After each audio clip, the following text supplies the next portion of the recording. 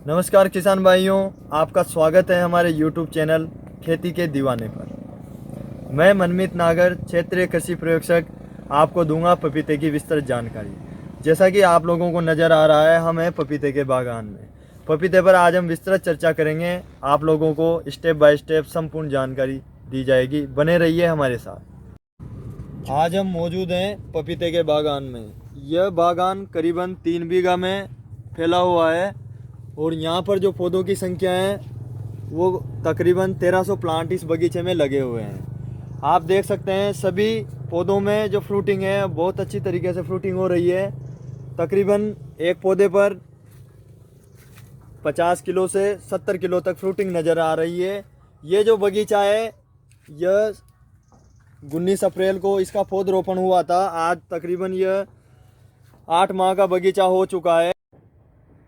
किसान भाइयों, आज के परिप्रेक्ष्य में पपीते की खेती बहुत ही मुनाफा दे रही है किसान भाइयों को। पपीते की खेती से लोग लाखों रुपए कमा रहे हैं और अपनी जो इनकम है उसको बढ़ा रहे हैं। पपीता आपकी जेब के लिए भी अच्छा है क्योंकि एक पौधे से आपको अच्छी इनकम मिल जाती है और इसके पौधे भी एकड़ में अधिक लगते हैं। आप इससे अच्छा मुनाफा कमा सकते हैं। पपीता हमारे सेहत के लिए भी अच्छा होता है। पपीते में विटामिन ए, सी, कार्बोहाइड्रेट और पपेन कंटेंट पाया जाता है जिसकी मेडिसिनल वैल्यू होती है और डॉक्टर की भी हमें सिफारिश दी जाती है कि पपीते खाने की सलाह दी जाती है। पपीता हमारे सेहत के लिए भी बहुत अच्छा होता है। मनमीत जी, हमारे किसान भाई जानना चाहते हैं कि पपीते की खेती के लिए जलवायु और मृदा कैसी होनी चाहिए। किसान भाइयों, पपीते की खेती पूरे भारतवर्ष में कहीं भी की जा सकती है। पपीते के लिए उष्ण और उपोष्ण जलवायु होना आवश्यक है। जहाँ पर तापमान न्यूनतम 2 डिग्री सेल्सियस और अधिकतम 47-48 डिग्री सेल्सियस तक रहता है, वहाँ पर हम पपीते की खेती कर सकते हैं। पपीते के लिए जो मिट्टी है सबसे उपयुक्त पीली और भूरी मिट्टी में भी इसकी खेती की जा सकती है। और अगर आपके काली मिट्टी है तो उसमें थोड़ा सा खेत में ढलान होना आवश्यक है ताकि बारिश के समय में जल भराव की समस्या ना आए। पपीते में जल भराव से आर्द्र गलन की समस्या आ जाती है, यह इसका ध्यान रखना अत्यंत आवश्यक। तो मनमीत जी, हमारे किसान भाई जानना चाहते हैं पपीते की खेती का पौधरोपण का उचित समय और अच्छी किस्म जो क्षेत्रवार हमें अच्छा मुनाफा दे सके, बताइए। वैसे तो पपीते को वर्ष भर लगाया जा सकता है, लेकिन व्यापारिक दृष्टि से देखा जाए तो इसे 15 फरवरी से जो 15 अप्रैल तक का जो समय होता है वो सर्वोत्तम समय होता है। इस समय सबसे अच्छा फ़ायदा हमें ये मिलेगा कि बरसात जो कि जून माह से स्टार्ट होती है उस समय तक पपीता अच्छी ग्रोथ कर लेता है और तकरीबन 3 माह में पपीते का पौधा 3 से 4 फीट का हो जाता है। फ़ायदा हमें यह होगा कि रेगुलर बारिश होने से बड़े पौधे पर जड़ गलन का खतरा कम हो जाता है। इसलिए मैं किसान भाइयों को मार्च एवं अप्रैल माह में पपीता लगाने की सलाह दूंगा। दूसरा, पपीते की जो किस्में हैं गाइनोसियस वैरायटी, जिसमें नर पौधों की संख्या लगभग नगण्य होती है, वो है Pusa delicious, Pusa majesty, Coorg Honey due, sunrise solo, Surya और रेड लेडी 786 ताइवान। वैसे पूरे भारतवर्ष में ताइवान, जिसको रेड लेडी के नाम से जानते हैं, उसको प्रमुखतया लगाया जाता है। रेड लेडी ताइवान पपीता मिठास में अच्छा होता है, इसका वजन अच्छा आता है, पर प्लांट इसकी पैदावार अच्छी मिलती है और ये किसान भाइयों के लिए मुनाफा का सौदा होता जा रहा है। मनमीत जी, हमारे किसान भाई जानना चाहते हैं अगर पपीते का अच्छा बगीचा लगाना है तो पौधों की संख्या और पौधे से पौधे की दूरी और लाइन से लाइन की दूरी क्या होनी चाहिए। वैसे पपीता 1 एकड़ में हम 1000 से 1200 प्लांट लगा सकते हैं। पपीते की अगर मैं सलाह दूं तो जो आदर्श दूरी है, पौधे से पौधे की दूरी 6 फीट और पंक्ति से पंक्ति की दूरी 8 फीट होनी चाहिए। अगर किसान भाई हाई डेंसिटी प्लांटिंग पर लगाना चाहते हैं तो वो 5x7 पर भी लगा सकते हैं। 5x7 पर अगर आप पौधरोपण कर रहे हैं तो आपके 1 एकड़ में 2.5 बीघा में तकरीबन 1200 प्लांट लग जाएंगे। मनमीत जी, हमारे किसान भाई जानना चाहते हैं कि पपीते की पौधरोपण के समय क्या क्या सावधानियां रखनी चाहिए। सबसे पहले तो पूर्णतया अपना जो खेत है वो जुताई वगैरह कंप्लीट अपन कर लें। उसमें अच्छे से वर्मी कंपोस्ट, गोबर की खाद, जो भी चीज़ें भूमि में मिलाने के लिए आवश्यक है उन सभी प्रक्रियाओं से अपन पूरी तरीके से निवृत्त हो जाए। फिर मैं सलाह दूंगा किसान भाइयों को कि आप जो पौधरोपण करें तो पौधे की जो हाइट है वो 6 से 9 इंच तक ही होनी चाहिए। छोटे पौधे को लगाने से यह फ़ायदा है कि पौधे में मजबूती अच्छी आएगी और पौधे का जो तना है वो मजबूत रहेगा। मनमीत जी, जब एक किसान पपीते का बगीचा लगाने की सोचता है तो सबसे बड़ी प्रॉब्लम आती है पौध कैसे तैयार करें। तो आप बताएं पौध तैयार करने की अच्छी विधि। किसान भाइयों को मैं बताना चाहता हूं कि जब तक अपने खेत में स्वस्थ पौधा नहीं रोपण होगा तब तक हम अच्छे मुनाफे की कल्पना नहीं कर सकते। स्वस्थ पौधा ही अच्छे उत्पादन का आधार है। दरअसल पौध तैयार करने का जो तरीका है यह एक प्रैक्टिकल तरीका है, यह एक थ्योरेटिकल तरीका बिल्कुल भी नहीं है।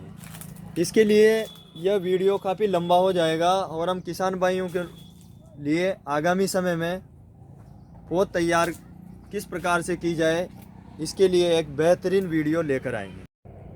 मनमीत जी, हमारे किसान भाई जानना चाहते हैं जब इसकी पौधरोपण मार्च से अप्रैल में की जाती है तो उसके बाद गर्मियां भी आती हैं और उसके बाद सर्दियां भी आती हैं, तो गर्मियों में और सर्दियों में सिंचाई का अनुपात क्या होना चाहिए।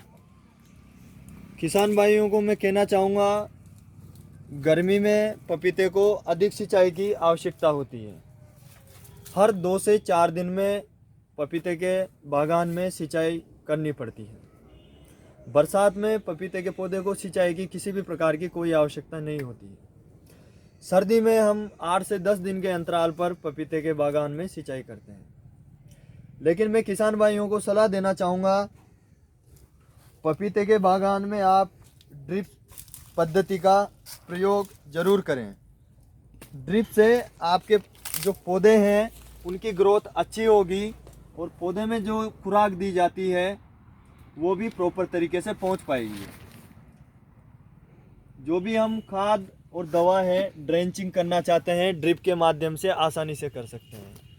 ड्रिप के लिए हम किसान भाइयों को कितना अनुदान मिलता है उस पर आगामी समय में एक विस्तृत मनमीत जी, हमारे किसान भाई जानना चाहते हैं जो पपीते का बगीचा है उसमें कौन कौन से कीट और कौन कौन सी व्याधियाँ लगते हैं और उनका नियंत्रण वो किस प्रकार से करें।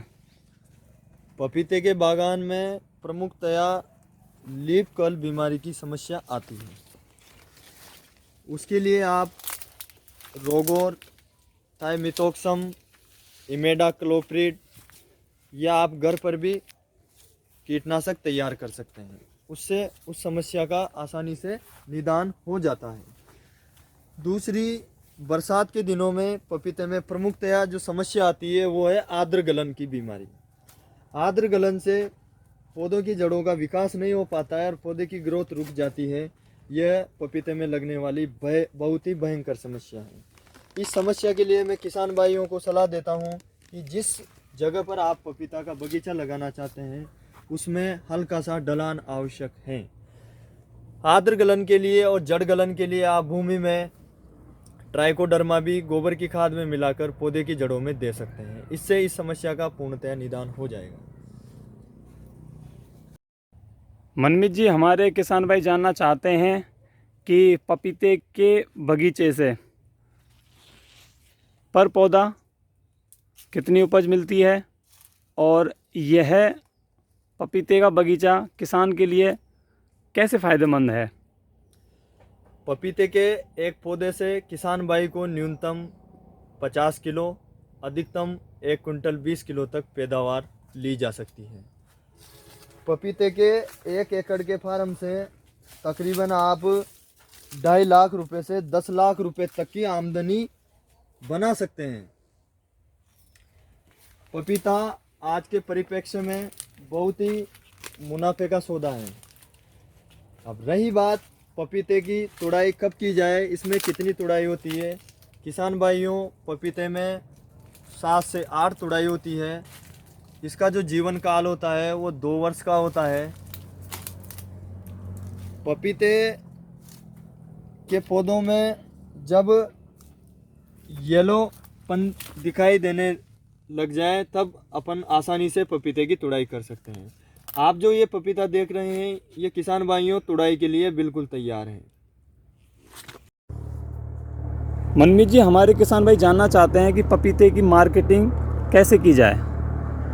मैं किसान भाइयों को कहना चाहूँगा, पपीता आपके लोकल में भी आसानी से निकल जाता है और अगर आप इसको दूरस्थ स्थानों पर भेजना चाहते हैं तो हमारे नज़दीक है दिल्ली की आज़ादपुर मंडी। दिल्ली की आज़ादपुर मंडी में आप कि कितना भी उत्पादन हो आप उसे वहाँ पर खपा सकते हैं।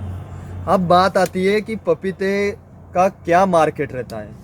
पपीते का किसान भाइयों न्यूनतम बाज़ार मूल्य 10 से 12 रुपये किलो, अधिकतम 50 रुपये किलो तक यह थोक रेट में बिकता है। पिछले कोविड के वर्ष में अगर हम देखें तो जितनी भी pulp industry, papain industry, juice industry सब कुछ बंद थी। इस विगत वर्ष में पपीते का जो एवरेज रेट था वो 22 से 28 रुपये किलो के बीच था। और जैसा कि मैंने पूर्व में बताया, 1 बीघा से तकरीबन 300 क्विंटल की पपीते की पैदावार बड़े आसानी से ली जा सकती है। अगर हम 300 क्विंटल को मिनिमम 24 रुपये किलो रेट से भी गुणा करते हैं तो तकरीबन 1 बीघा से 7,20,000 रुपये की आमदनी हम अर्जित कर सकते हैं। यह किसान की आय दुगनी करने में एक मील का पत्थर साबित होगा। मनमीत जी, एक आपसे अंतिम प्रश्न है। जो किसान भाई पपीते की खेती नहीं अपनाना चाहते हैं उनके लिए एक अच्छा सा संदेश इस वीडियो के माध्यम से आप दें।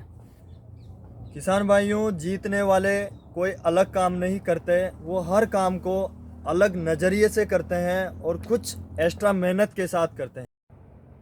किसान भाइयों, चैनल पर बने रहने के लिए आपको बहुत बहुत धन्यवाद। इसी प्रकार की नवाचारी तकनीकों से आपको आगामी समय में भी अवगत कराते रहेंगे। इसी चैनल पर आपको कृषि से संबंधित विभिन्न विषयों पर समय पर नई नई तकनीकों से अवगत कराया जाएगा। धन्यवाद। इसी के साथ विदा लेते हैं। जय जवान, जय किसान। अच्छा लगे हमारा वीडियो तो अधिक से अधिक किसान भाइयों तक इसे शेयर करें ताकि सभी किसान भाइयों तक यह जानकारी पहुंचाई जा सके।